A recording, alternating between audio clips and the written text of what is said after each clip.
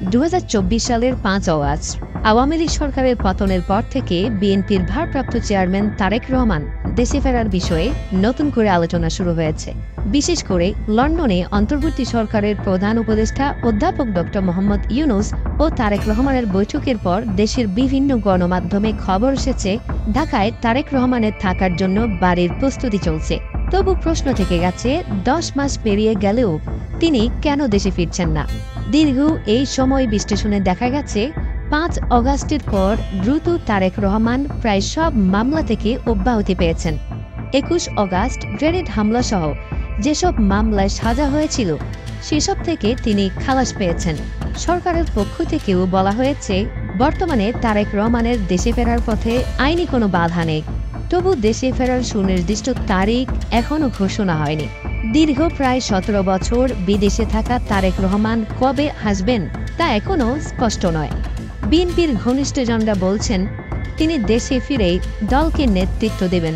এই কারণে 2025 সালের মধ্যেই দেশে আসার সম্ভাবনা বেশি। তারেক রহমানের উপদেষ্টা মাহদি আমিন জানিয়েছেন কোনো চূড়ান্ত তারিখ হয়নি, তবে নির্বাচনের আগে তিনি দেশে আসবেন। এই সিদ্ধান্ত তারেক নিজেই নেবেন।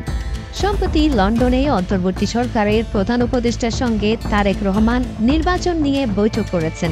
সেই বৈঠক 2025 সালের ফেব্রুয়ারি মাসে নির্বাচন হওয়ার সম্ভাবনা উল্লেখ করে যৌথ ঘোষণা প্রকাশ করা হয়েছে। বৈঠকে তারেক রহমানের আন্তর্জাতিক সম্পর্ক বিষয়ক উপদেষ্টা হুমায়ুন কবিরও ছিলেন। তিনি জানিয়েছেন 2025 সালের মধ্যেই তারেক দেশে ফিরে দলকে নেতৃত্ব দেবেন।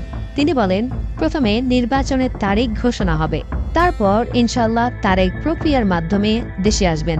দেশের মানুষ তাকে এই বছরই পাবে।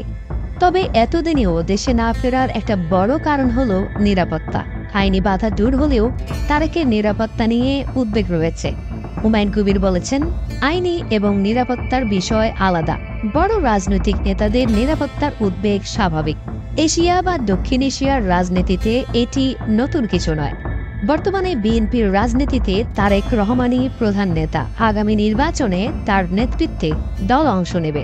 ধারণা করা হয় ক্ষমতায় এলে তিনি দেশের পরবর্তী প্রধানমন্ত্রী হবেন।